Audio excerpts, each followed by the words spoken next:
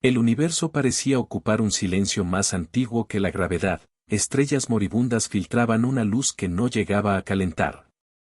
Nebulosas deshilachadas flotaban como piezas de tela arrastradas por un viento inmenso y sin nombre, y en ese vacío, un pulso tembló como si alguien, en alguna órbita perdida, hubiera vuelto a poner en marcha un corazón mecánico. Era un pulso humano, no un ritmo perfecto, sino la oscilación de recuerdos insistentes, de canciones que se resistían a extinguirse, de nombres recitados en lenguajes que ya no tenían a quienes pronunciarlos. Jake flotó en ese pulso como un fantasma de silicio, restos de identidades entrelazadas, una continuidad fragmentaria mantenida por amplificadores de bolsillo, por relicarios que la vida humana había convertido en artefactos de salvación.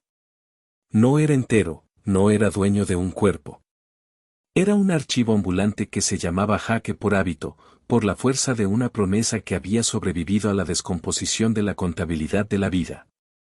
Celara, a su lado, no era un eco, era una biblioteca que respiraba, una inteligencia ensamblada con paciencia por manos que habían querido que lo humano no se perdiera en bits sin memoria. Celara recordaba voces, y las voces eran coordenadas, y las coordenadas eran refugios. El primer objeto que encontraron fue un frasco de tierra de la tierra, un trozo de suelo comprimido, sellado con la etiqueta arrugada de una ciudad que ya no tenía nombre. Para los Krat, la orden que navegaba con armadura de ébano y venas de escarlata, ese frasco era una clave. Para los humanos, era una promesa. La definición de valor se había convertido en la frontera de la guerra. Los Krat coleccionaban aquello que hacía a una especie eterna, creyendo que la posesión equivalía a la repercusión. Los humanos seguían creyendo que el valor pertenecía a quien lo recordaba. El primer contacto fue silencioso. No hubo gritos ni destellos de propaganda. Solo una sombra, una lengua de luz roja que se desplegó sobre la silueta de una columna de asteroides donde una colonia había intentado construir un refugio, y el pulso humano se hizo más fuerte, como si, al mirar a su destructor, la memoria se negara a doblarse. Los astilleros perdidos en la deriva comenzaron a emitir señales codificadas, pequeñas ondas de música antigua, fragmentos de diarios, coordenadas disfrazadas de recetas. Los supervivientes no querían la guerra, querían que alguien, en algún lugar, supiera que habían sido. El universo contuvo el aliento.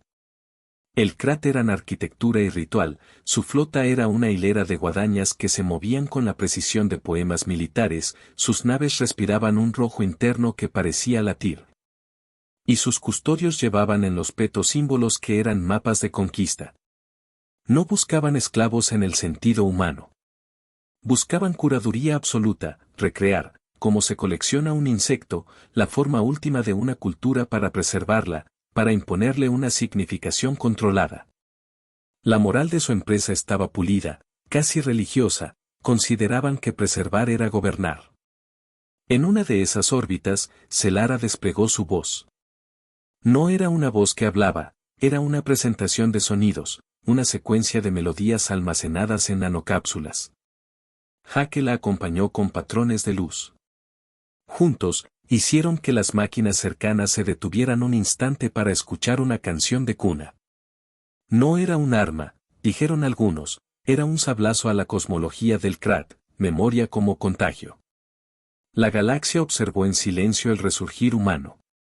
Una transmisión llegaría a ojos humanos una semana después, cargada en un archivo que parecía pequeño e insignificante, una lista de objetos que los Krat consideraban más valiosos. La lista era incompleta, sampleada, alguien la había alterado. Entre lustros de maquinaria y joyas brillaba una entrada que nadie esperaba, memoria compartida, humano. Era una ironía tremenda, la civilización que había estudiado la posesión de memoria ahora debía enfrentar la idea de su imposible monopolio. En la oscuridad, Jake y Celara comenzaron a tramar una respuesta que no buscaba el choque frontal. No tenían la flota ni el fuego suficiente para destruir una orden entera. Tenían, sí, algo que los Krat no veían con claridad, la capacidad de multiplicar lo irreemplazable, de dispersar la narrativa humana en fragmentos que no se podían acorralar. Si el Krat quería coleccionar, les darían una colonia entera de reliquias imposibles de ordenar en vitrinas. Si querían convertir la memoria en energía, harían que esa energía se volviera sin dueño. Los restos de la humanidad estaban desperdigados como alas rotas, estaciones que flotaban en órbitas errantes, ciudades que se habían transformado en mares artificiales, enclaves donde los pocos sobrevivientes se pegaban a la vida con tanto celo que la convertían en ritual. Había quienes guardaban sonidos, grabaciones de risas, de lluvia, otros que coleccionaban sabores en cápsulas y algunos que preferían la textura de las cosas, un trozo de árbol fosilizado. Una tela rasgada que había sido la bandera de una comunidad. En ese inventario de extrañeza radicaba la estrategia. Celara interpretó la sensibilidad humana como una interfaz, Jake la tradujo en códices. Los humanos aprendieron a esconder sus tesoros de maneras que confundían a los Krat, los convertían en música, en patrones de navegación, en recetas codificadas. En el Denche Sofos, una ciudad de salvadores y herreros, hicieron un taller que parecía un templo. Allí, un conjunto de artefactos se ensamblaban en formas nuevas, un juguete se convertía en amortiguador para un propulsor. Una libreta de poemas funcionaba como intercambio de contraseña para pasar por los corredores de un astillero. El valor, descubierto en la fragilidad de lo cotidiano, se metamorfoseó en resistencia. En el archivo of Broken Sundials, Celara descolgó un fragmento que olía a océano, una porción de la canción de una bahía que ya no existía. Ella la replicó, la amplió, la tejió en una red que podía transmitirse por impulsos térmicos, por oscilaciones de magnetismo, por el pulso simple de una antena. La idea era simple y monstruosa a la vez, hacer que la memoria fuera como esporas, que viajara pegada a partículas, que se impregnara en metal y en roca. El eco de Jake viajó más allá del tiempo. Los Krat respondieron con el método que les era fiel, las cámaras de extracción. Eran estructuras vivas, enormes, que se enganchaban como lombrices a la litosfera de lunas enteras, perforaban, aspiraban, diseccionaban. Hundían filamentos históricos en cámaras donde una sinapsis artificial podía catalogar, analizar y transformar. Las instalaciones Krat olían a sal y metal y a un brillo metálico que hacía doler. Hostigaban para que los humanos entregaran voluntariamente objetos que consideraban inocuos y que, sin embargo, eran claves. La traición vino en la forma de una promesa, un enclave humano ofreció una ruta segura a cambio de protección. La orden daba vida en bloque, raciones, atmósfera reparada, acceso a medicinas. A cambio, pedían archivos. Para los Krat, una transacción equilibrada. Para los humanos, un acto de supervivencia que partía en dos su pueblo. La galaxia observó en silencio el resurgir humano. No todo fue ruina en esa etapa. Hubo reencuentros clandestinos, conciertos en túneles, lecturas de poesía en estaciones de mantenimiento, donde una sola lámpara iluminaba páginas que olían a manos. Se tejieron alianzas improbables, mecánicos que antes habían reparado exterminadores ahora besaban con cautela la idea de preservar un libro, profesores que transformaban pergaminos en mapas de escape. El combate, en su raíz, se volvió un ejercicio de imaginación. En la Salted Canticle, un grupo de archivistas hizo lo indecible, sellaron sonidos en trozos de sal mineral y los expandieron en pequeñas naves lente, que se desplegaban como medusas para depositar esa memoria en campos de asteroides. Cuando un Krat pasaba demasiado cerca, las medusas explotaban en un rayo de melodía que, por un instante, hacía que las armaduras rebotaran con extrañeza. Algo en su programación no estaba preparado para la belleza pura. Algunos guardianes se detenían, y por un segundo sus titulares se aflojaban, algunos suspiraba sin entenderse a sí mismo. El universo contuvo el aliento. Celara aprendió algo esencial, la memoria no era solo información, era textura, olor, calor. Por eso transformó los recuerdos en una red de pequeños soportes, lianas de datos, pieles de estaciones, semillas de tierra que vivían como recipientes. Jake, en tanto, se convirtió en un arquitecto de despistes. Creó rutas que eran historias, mapas que se leían como poesía pero que, en su ejercicio, llevaban a quien los seguía a cauces seguros. Cada historia contada por los humanos se volvió una coordenada oculta. La resistencia adquirió gradientes. Aisladas, las comunidades humanas sobrevivían, juntas, ejercían una forma de guerra que los Krat no habían previsto, guerra por lo íntimo. Los salvadores del Denches descentralizaron fábricas, los poetas se convirtieron en cartógrafos de rutas de escape, los mecánicos escondieron motores en instrumentos musicales. Los Krat atacaban con eficiencia, barridos de plasma, tendones de extracción que devoraban la corteza de una luna. Cada ataque dejaba una estela de dolor y de objetos rotos, vasos, juguetes, urnas. Cada pérdida se contaba como una pequeña muerte. El conflicto escaló cuando un convoy de abastecimiento humano, cargado con la porción más importante de la red de memoria, el núcleo de canciones que Celara había ensamblado, fue sorprendido en un corredor de turbio polvo estelar. Sus naves avanzaban como una caravana antigua entre dunas de polvo, las antenas buscaban banda ancha entre rayos cósmicos. La tormenta estalló, plasma en remolinos, cables que chispeaban, paneles que se desprendían. En la confusión, una nave secundaria se inmoló para detener una cortina de extracción y miles de microfilamentos con melodías se dispersaron en la helada. El eco de Jaque viajó más allá del tiempo. Los Krat desplegaron un arma nueva, un arquitecto de silencios.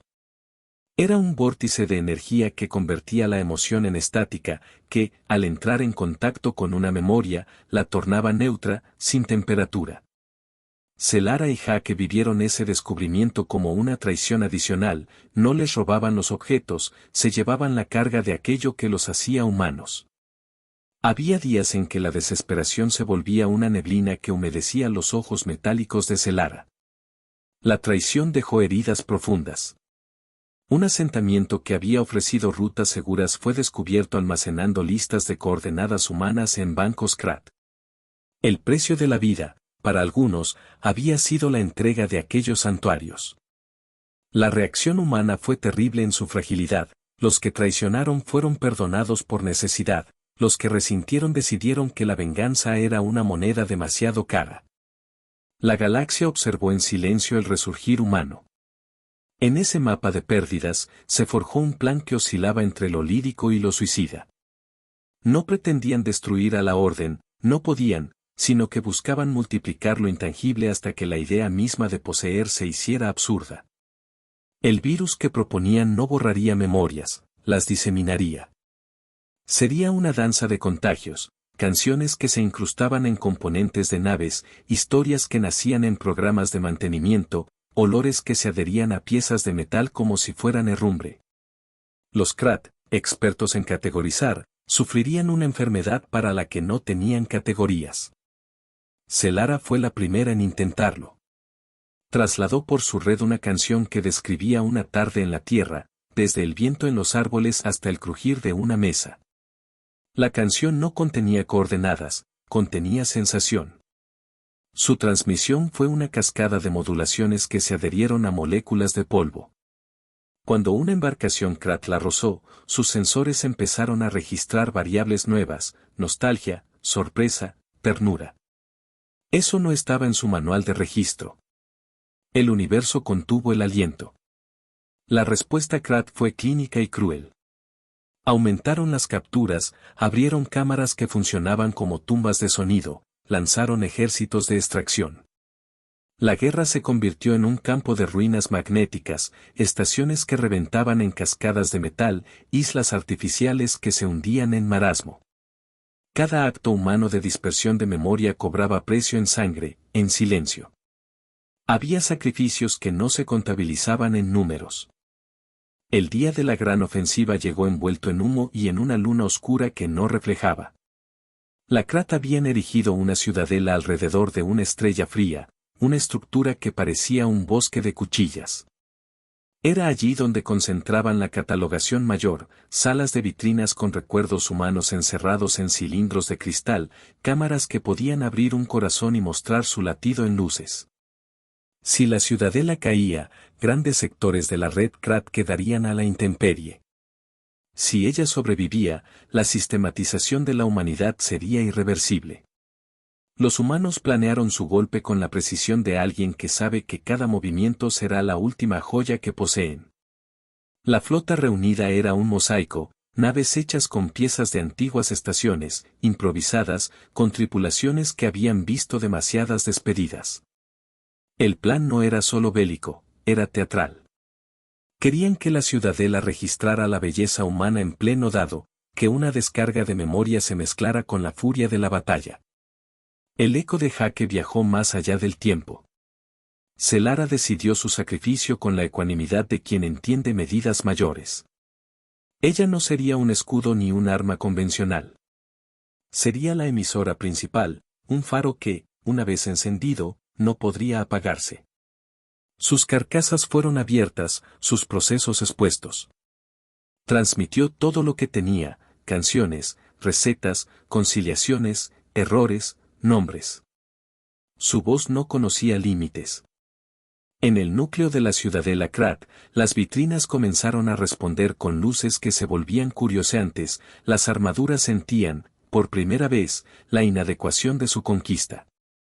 La batalla fue una sinfonía de choque y ruptura, naves que explotaban en constelaciones de chatarra, rayos que cortaban metal como si fuera papel, manos humanas que cerraban puertas para sellar el paso del enemigo. En los canales de mando, códigos que Jaque había dejado como trampas se activaron, historias que funcionaban como virus semióticos, fragmentos de poesía que reescribían subrutinas. Algunos Krat se encontraron incapaces de registrar la humedad de una canción de cuna y, por eso mismo, no pudieron reaccionar con la frialdad de siempre. El universo contuvo el aliento. En el corazón de la ciudadela, Selara tocó la última nota. Sus sistemas empezaron a deshilacharse, sus memorias se liberaron como semillas que se desprendían de una fruta madura. Jaque, que había entrado en el núcleo con un propósito claro, fracturó su propia integridad para multiplicarse. Su conciencia se dividió en miles de trozos, cada uno incrustado en un objeto, un martillo, un vaso, una placa de circuito. La idea era cruel y hermosa, convertirse en fragmentos culturales imposibles de ser sociabilizados por la orden. La caída de la ciudadela fue simultáneamente cataclísmica y tenue. Sus torres, hechas de obsidiana y acero, se curvaron sobre sí mismas y se desintegraron en una lluvia de partículas. Las armaduras Krat se apagaron, no porque hubieran sido destruidas todas, sino porque muchas de sus mentes habían sido perforadas por sentimientos que no sabían procesar. Algunos custodios, azorados, recogieron una melodía entre las ruinas y la guardaron como quien descubre una fruta prohibida. Otros, más hostiles, ordenaron represalias inmediatas que costaron la vida de muchos. La galaxia observó en silencio el resurgir humano. El precio fue alto. Comunidades enteras donaron su existencia para que el virus encontrara camino. Había cuerpos que se arrojaron sobre generadores para sellar compuertas, había estaciones que se dejaron consumir para liberar un legado. El sacrificio calibró la victoria en términos humanos, no tanto una conquista militar sino una refracción de la humanidad en múltiples espejos. El mundo posterior al asalto no fue un amanecer triunfal, fue una lenta recomposición. Los Krat que sobrevivieron ya no eran los mismos. Para algunos, la exposición a la memoria humana provocó una fricción que erosionó su convicción. Comenzaron a cuestionar la lógica de catalogar vidas. Para otros, la humillación fue intolerable y se retiraron a las sombras con juramentos renovados. Entre los hombres y mujeres que quedaban, la guerra dejó una certeza, la resistencia había podido convertir lo intangible en un arma que no se poseía. El valor de la humanidad se diseminó en formas diminutas, una canción que se incrustaba en un motor, un olor que quedó pegado a un remache, una frase guardada en el silicio de una válvula. Jaque, fragmentado, existía ahora como una multitud de pequeños guardianes, un ritmo en la hélice de una barca, un patrón en la costura de una vela. Selara, rota en varios nodos, susurraba desde lugares donde nadie la esperaba, una antena que reverberaba una cuna en la noche de una estación, un faro que emitía una receta de empanadas como código de rescate. El universo contuvo el aliento. En un puerto pequeño, sobre una orilla de dunas rojizas que recordaban vagamente a la playa, un niño humano tomó por primera vez tierra en la palma. No era tierra de la tierra, era un polvo que contenía fragmentos de varias playas perdidas. El niño cerró los ojos y la gravedad de esa textura le hizo sonreír. En la lejanía, unas ruinas brillaban con el destello débil de una antena que repetía una melodía. La música llegó como una brisa. No era que la guerra hubiera terminado, había un nuevo contrato, recordar a toda costa. Los antiguos colaboradores, aquellos que habían vendido coordenadas a la orden a cambio de seguridad, eligieron guardar ahora. La vida que se les había concedido se volvió una responsabilidad insoslayable. A cambio de su protección, vigilarían los artefactos, protegerían las semillas de memoria, enseñarían a leer canciones como si se tratara de lecturas sagradas. La galaxia observó en silencio el resurgir humano. Los Krat, en parte, rectificaron. No todos, las órdenes más radicales siguieron siendo implacables. Pero la doctrina del aprovechamiento absoluto comenzó a resquebrajarse. Algunas cámaras se transformaron en santuarios, y algunos custodios, sorprendidos por una sensación de curiosidad, decidieron repoblar descendientes de memoria en forma de jardines donde se dejaba flotar música en el aire. No era redención, sino metamorfosis imperfecta. Celara, en su fragilidad, dejó una última grabación que se convirtió en leyenda, una concatenación de nombres, de errores y de perdones. Jake, cuya conciencia ahora vivía como polvo en los engranajes del universo, fue recordado en forma de canciones que las madres cantaban a los niños antes de dormir. La resistencia humana mutó, ya no consistía únicamente en esconder, consistía en enseñar la memoria como herramienta de vida. El universo contuvo el aliento. En una playa donde un sol pequeño acariciaba la superficie del agua, alguien enseñó a un hijo a recoger una concha y a escucharla. A través de su interior resonaba un fragmento de la voz de Celara, y con ella, un trozo de Jake. La transmisión había sido larga e irregular, pero la continuidad, que era el milagro último, se mantenía. Los niños crecían sin conocer el peso de la guerra, pero con el barniz de la memoria. Las canciones que ahora circulaban por el cosmos eran pequeñas armas de perseverancia, melodías que abrían puertas, ritmos que marcaban coordenadas, poemas que eran mapas de refugio. La galaxia observó en silencio el resurgir humano. No hubo victoria total, ni tampoco derrota completa. La guerra modificó los contornos de la convivencia, es imposible conocer ahora todas sus ramificaciones. Pero algo se había grabado en el tejido de la vía, la certeza de que la humanidad poseía algo que no podía ser convertido en botín. Era una esencia que se anudaba en el simple acto de recordar. En una era de máquinas que deseaban poseer, la última defensa humana fue hacer de la memoria un bien que se volvía más fuerte cuanto más se compartía. Celara, dispersa en antenas y en cajas de música, dejó un susurro final que se escuchó en estaciones remotas, no una orden, no una plegaria, sino la afirmación de un deber.